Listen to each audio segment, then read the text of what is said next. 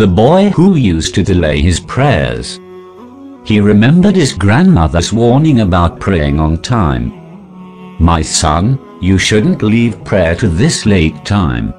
His grandmother's age was 70, but whenever she heard the adhan, which is the call to prayer, she got up like an arrow and performed her salah, which is prayer.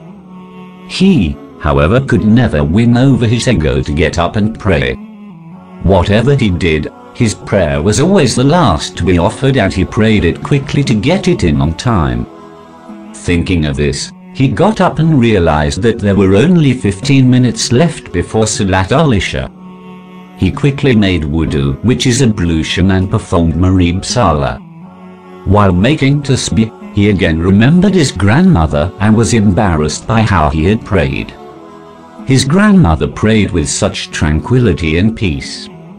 He began making dua, which is supplication, and went down to make sajda and stayed like that for a while. He had been at school all day and was tired, so tired. He awoke abruptly to the sound of noise and shouting. He was sweating profusely. He looked around. It was very crowded. Every direction he looked in was filled with people. Some stood frozen looking around, some were running left and right, and some were on their knees with their heads in their hands just waiting. Pure fear and apprehension filled him as he realized where he was. His heart was about to burst. It was the day of judgment. When he was alive, he had heard many things about the questioning on the day of judgment, but that seemed so long ago. Could this be something his mind made up? No, the weight and the fear were so great that he could not have imagined this. The interrogation was still going on. He began moving frantically from people to ask if his name had been called. No one could answer him. All of a sudden his name was called, and the crowd split into two and made a passageway for him. Two people grabbed his arms and led him forward. He walked with unknowing eyes through the crowd. The angels brought him to the center and left him there. His head was bent down and his whole life was passing in front of his eyes like a movie. He opened his eyes but saw only another world. The people were all helping others.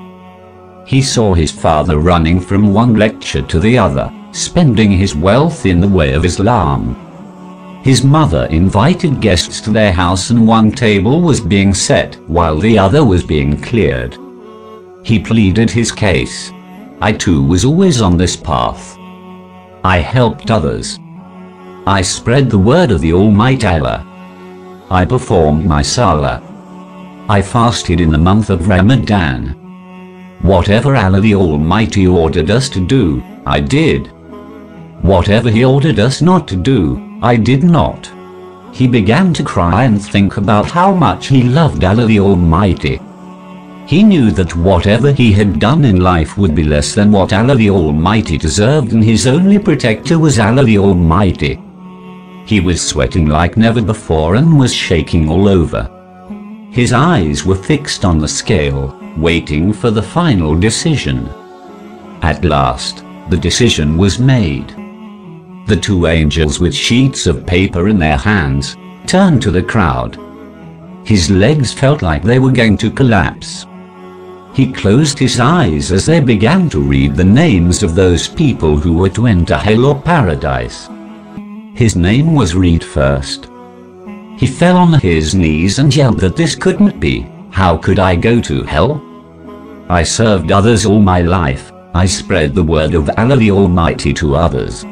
His eyes had become blurry and he was shaking with sweat. The two angels took him by the arms. As his feet dragged, they went through the crowd and advanced toward the blazing flames of hellfire. He was yelling and wondered if there was any person who was going to help him. He was yelling of all the good deeds he had done, how he had helped his father, his fasts, prayers, the Quran that he read. He was asking if none of them would help him. The hellfire angels continued to drag him. They had gotten closer to the hellfire. He looked back and these were his last pleas. Had not Prophet said, "How clean would a person be who bathes in the river 5 times a day, so too does the salah performed 5 times cleanse someone of their sins." He began yelling, "My prayers! My prayers! My prayers!" The 2 angels did not stop, and they came to the edge of the abyss of hellfire. The flames of the fire were burning his face. He looked back one last time, but his eyes were dry of hope, and he had nothing left in him. One of the angels pushed him in. He found himself in the air and falling towards the flames. He had just fallen 5 or 6 feet when a hand grabbed him by the arm and pulled him back.